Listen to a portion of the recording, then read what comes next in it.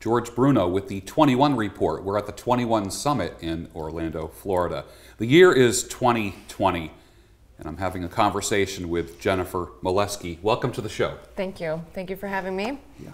All right. We just spent the last 4 days here at a big conference. Consuming content about bettering ourselves as individuals. Pretty amazing. What are your thoughts now that this is the post-game show here?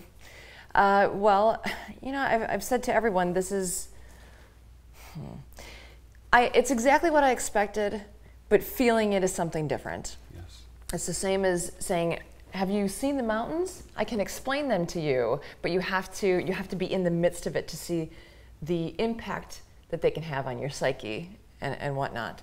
So that's how I feel about everything I've experienced, kind of. I said a lot, but without saying anything, didn't I? No, not typical. at all. Not at all. Okay. There was a lot going on here. Did you talk to a lot of attendees? Yeah, more on friendly levels. Truthfully, not many people approached me, and probably rightfully so. A lot of, you're not supposed to take dating advice or anything from a woman, so they didn't. But it was more friendly conversation about what's happening in their lives and what they are striving for and the purpose of them coming here. Yeah. But I was mostly, I didn't go to any patriarchy. I attended some of the 21 on the first day, but then I was in the 22 convention with the other women. Okay. You met a lot of speakers here, a lot of content creators, some very well known. Give me some of your experiences with interactions with them. It takes all kinds of people to make the world go round. So I've said this when we were on the panel. I hate the idea of this red pill brand. And truthfully, I still really don't consider myself necessarily red pill. I just feel like I want everyone to be better. I have some information. I apply it the best way I can.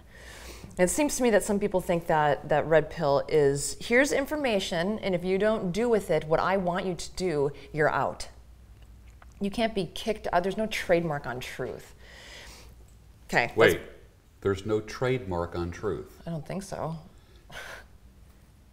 And you said that with the implication that there are some people who think that there is. Yes. That they own a corner of truth. Yeah.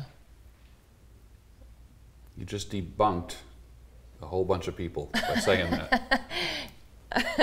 That's probably good for most people and bad for them. I mean, they can do what they want, but it seems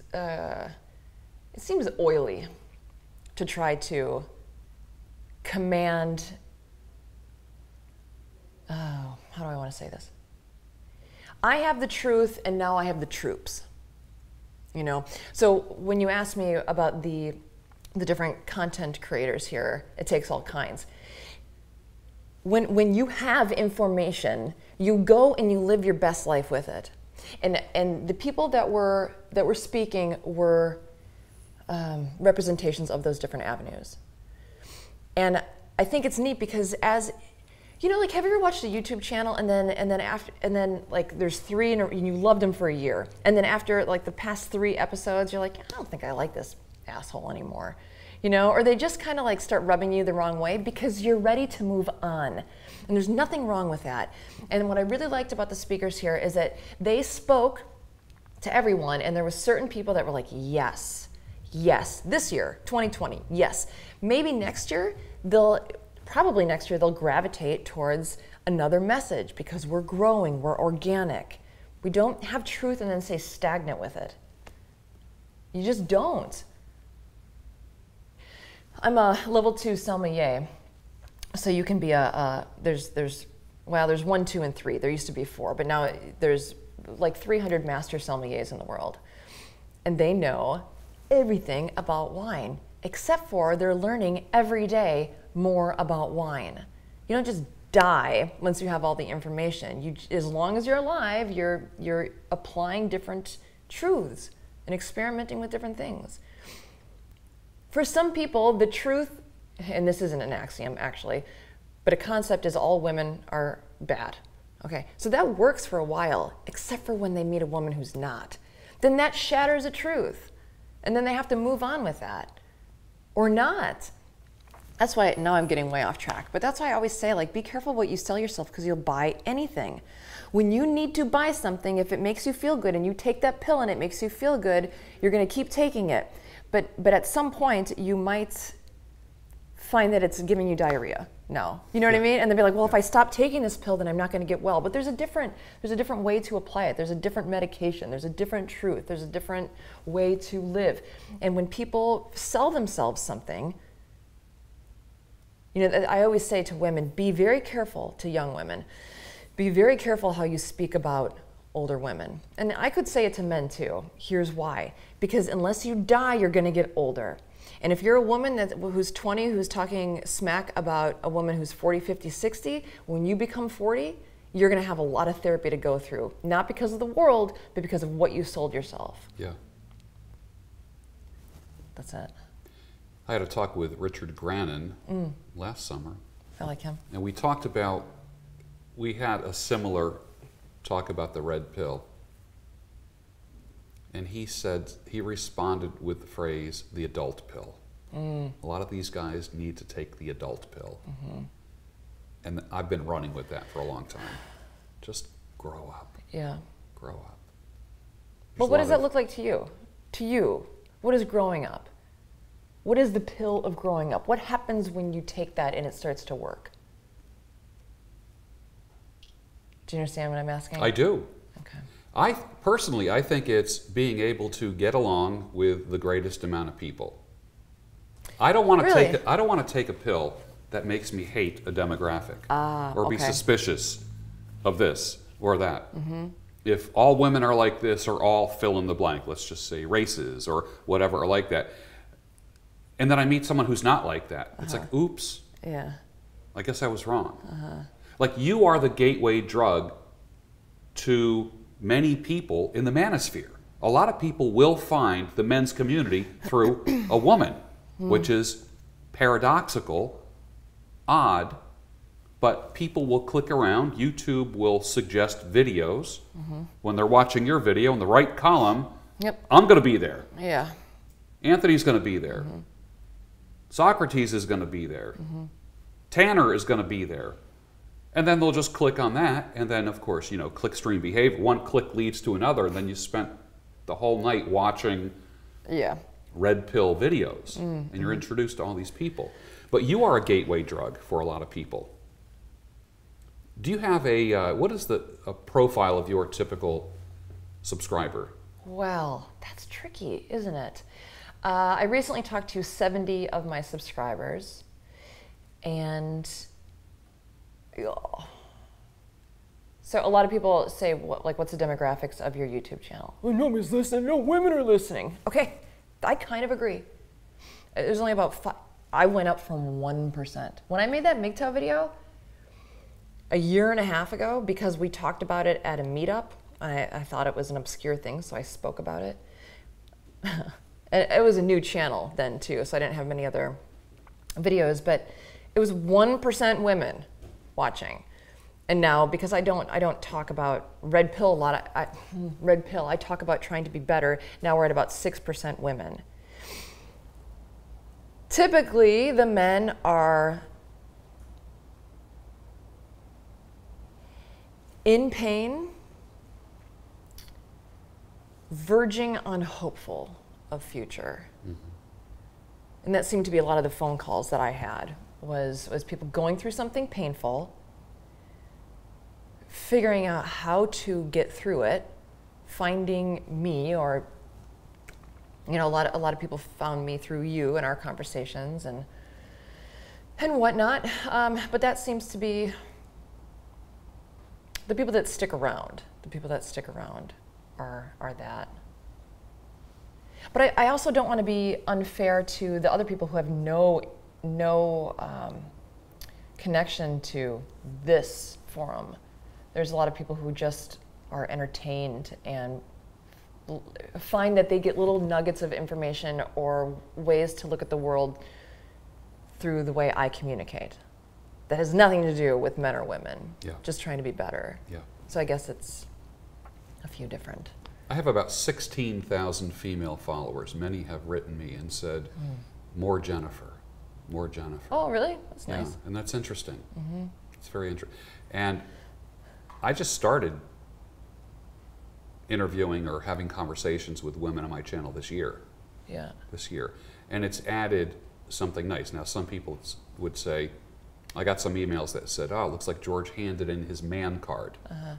So is that what does a real man not speak to women?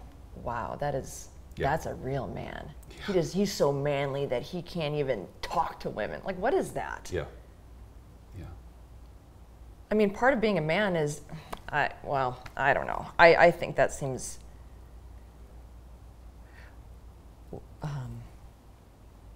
it seems like a frightened person would say that as a way to to block off possibly their inability to accept the softer sex. So they're just going to say that no real man would ever talk to a woman, type of a deal. I think I just rambled right there, but did you understand? Was there any? Okay. I posted a picture. I did kind of a shot, kind of a selfie of the Red Man group yesterday.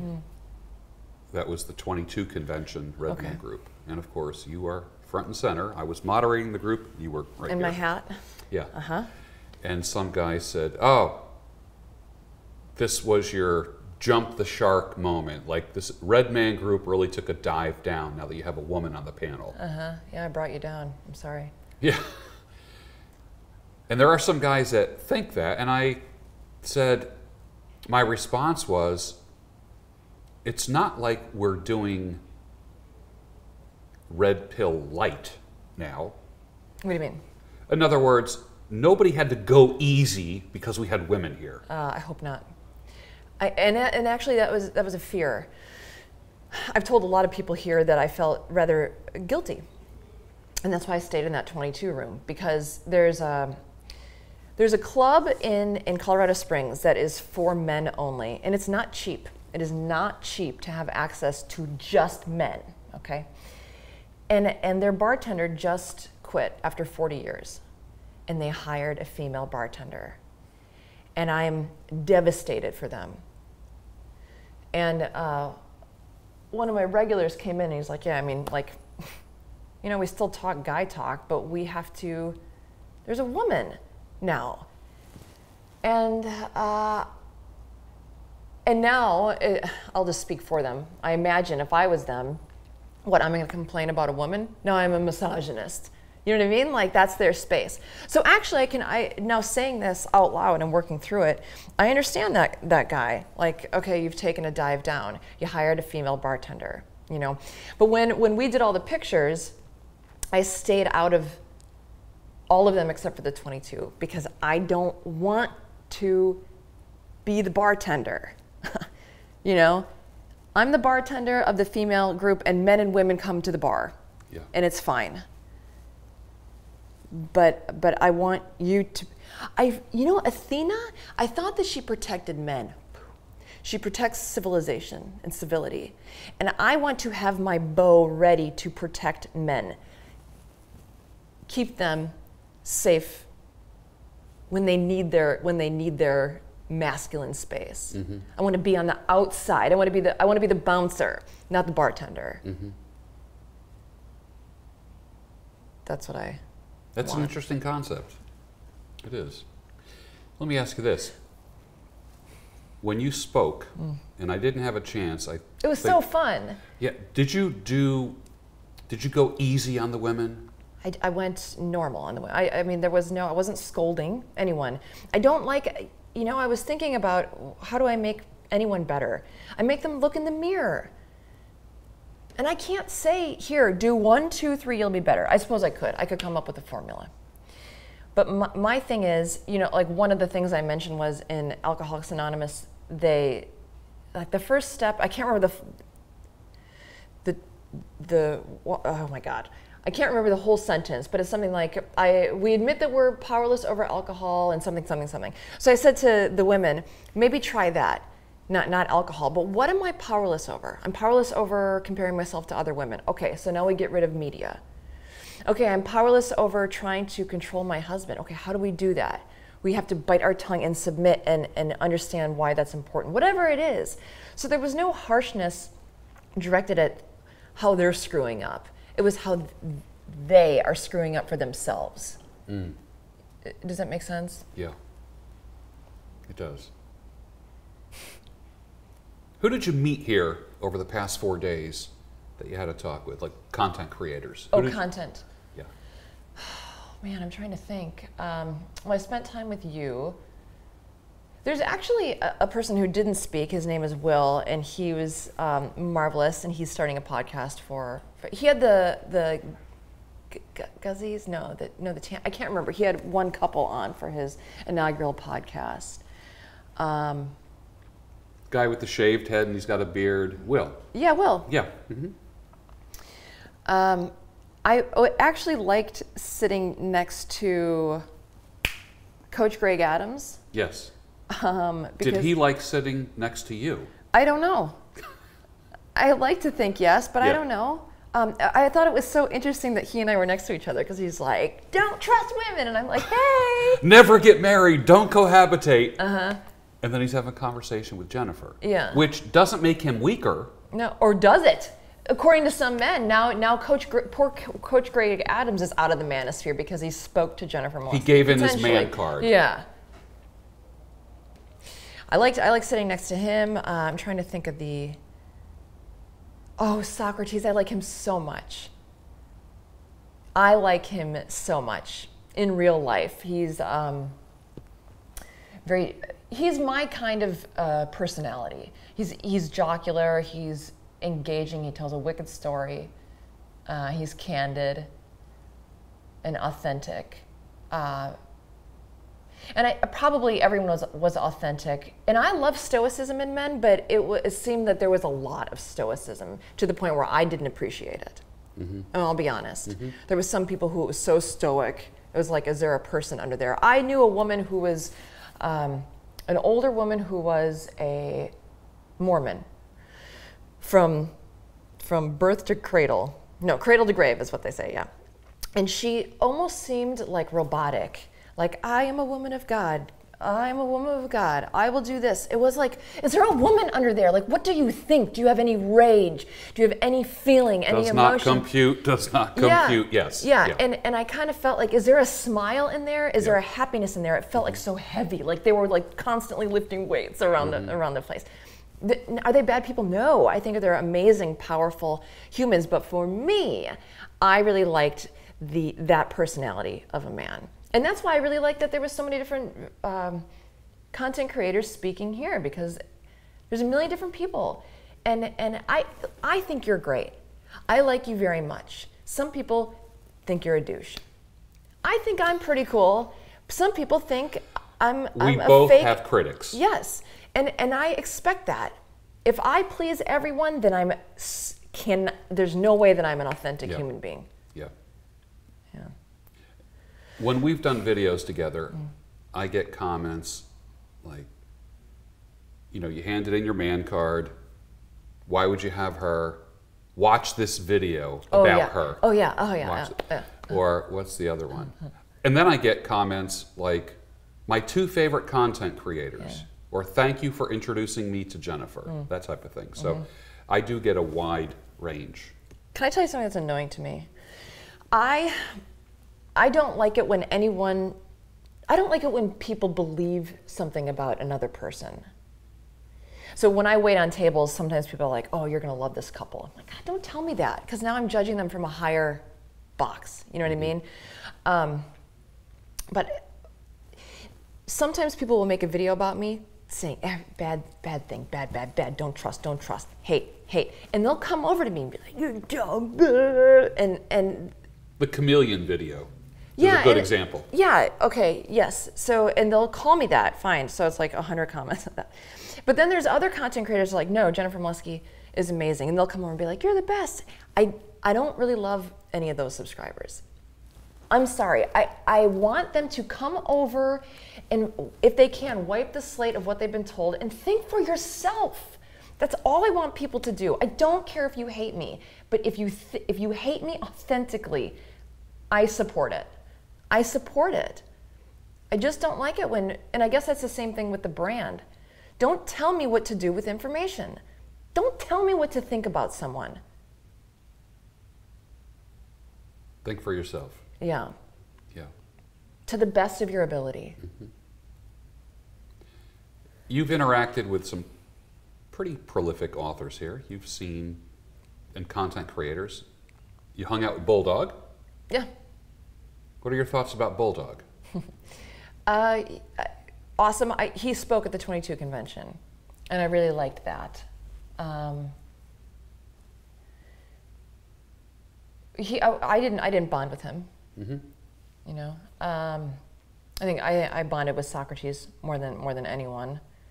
But I think he's great. I think his message is consistent. He is the same human. When I say I didn't bond with him, it's not like I didn't like him, but we weren't like buddies. Mm-hmm. But he is consistent. He is the man he represents. Yeah. He is the man he says he is. Yeah. And he gave counsel to people that needed it. Yes. Here, as many people did. And he explained to women how to get a high value mate. Guess what? You have to be high value. You have to be high value to get a high value mate. So yeah, that's it. He was authentic. Yeah. He doesn't BS. He doesn't misrepresent himself. Overall, impression of the overall event. Now here we are at the post-game show. Mm-hmm. If someone was pulling you aside and say, hey, tell me about this thing. What did you really think? Because people are going to think you're editing yourself right now. Oh, okay. What did you really think? Yeah, so I've been traveling before, and there's an experience that's very unique to traveling. So I thought. It goes like this. You land on a different continent. You end up at a place, a city. It could be Agra, India, or a little island in Vietnam. And you don't know anyone. And you have to, no, you don't have to, but because you're in unfamiliar territory, you're hyper aware, even on accident, of everyone that's around. And the first day that you're there, everyone's like timidly friendly and trying to, everyone's hyper aware of who they are, I think is what it is. How am I presenting myself? What do they think about me? Oh, that person is popular and I've looked up to them for a year, and it's just a lot of people being internal. The next day, through repetition, you become a little bit more comfortable. And by the end of it, it seems, what I've always explained for traveling, and now with this convention, it seems like family. In the sense of, we know who's in the club. And I don't mean I don't mean a club, but oh, these people are safe, good people.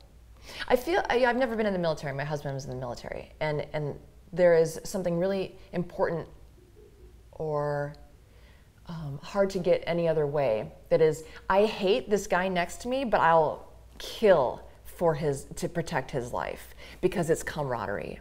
So I feel like it's a lighter version of that. You know, I don't really like that guy.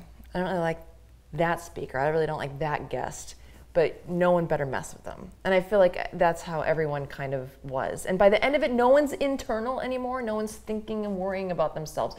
They're actually comfortable with the family that's here. Mm-hmm. That was my impression.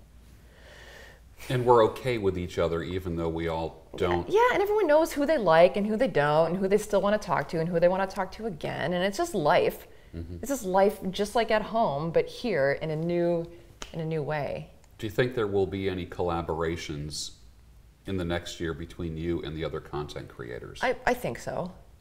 I don't know. I have a few people that I want to speak with. Excellent. Yesterday you described yourself as an AntiViciouscrat. Explain that. The first time I ever heard that word. Yeah, I made it up or I didn't, I don't know. But I don't like the whole, you know, there's Democrat, Republican, so it was a play on words. I just don't like victims. I don't like the victim status. I despise that there is going to be some person watching this who feels like they're a victim right now. No, you're a victim to nothing but your shitty decisions and the life that you've created. There are victims, I think that victims are children because they have no power. They're supposed to have people that are protecting them. Elderly are supposed to have people protecting them. And animals are out in the world being vicious to each other, or if we've domesticated them, then we're supposed to be protecting them. So those are the three victims. You get nowhere in life by sitting in your box pissed off at the world for the decisions that you made and what you ended up with. Is it fair? No. Does it make sense? Often, yes. Always it does, you know. And I said in my speech, if you can take 1%, if you can think of your life and okay, let's start with any bad thing that happens in your life, if you can find 1% where you were to blame or you could have changed things, that 1% will soften into 2%, will move into 3%. And then pretty soon you have control over your life. And the good thing about being self-responsible for even the negative is that you get to become powerful and responsible for the good. And now you're building self-esteem. Now you're knowing who you are. Now you're breaking down barriers. That's what AntiViciouscrat is to me. I like that. Let's pivot for a second. How does a woman find a husband? Yeah, I don't know. They work on themselves. I think it's the same for men. You have to work on yourself so much that you exude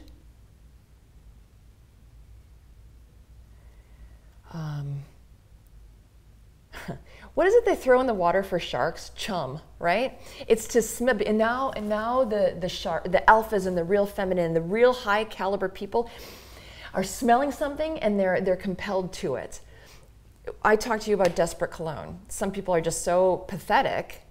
Do the thing. Well, I don't know. They spray desperate cologne. They spray themselves with this, and everyone smells it. It smells bad. No one wants to be around someone that has a lot. And they come across as being desperate. Yes, but if you